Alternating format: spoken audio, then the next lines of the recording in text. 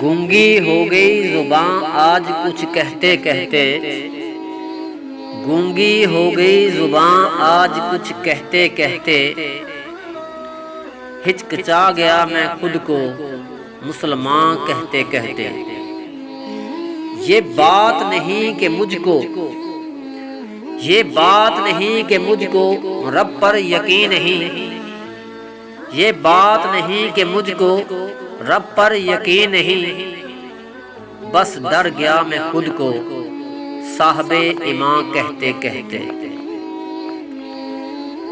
توفیق نہ ہوئی مجھے ایک وقت کی نماز کی، توفیق نہ ہوئی مجھے ایک وقت کی نماز کی، اور چپ ہوا مؤذن اذان کہتے کہتے۔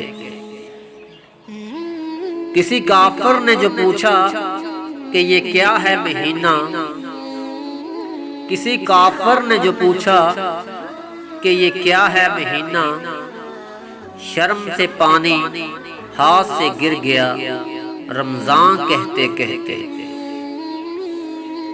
میری الماری میں گرد سے لپٹی کتاب کا جو پوچھا، میری الماری میں گرد سے لپٹی کتاب کا جو پوچھا، میں گر گیا زمین پر قرآن کہتے کہتے۔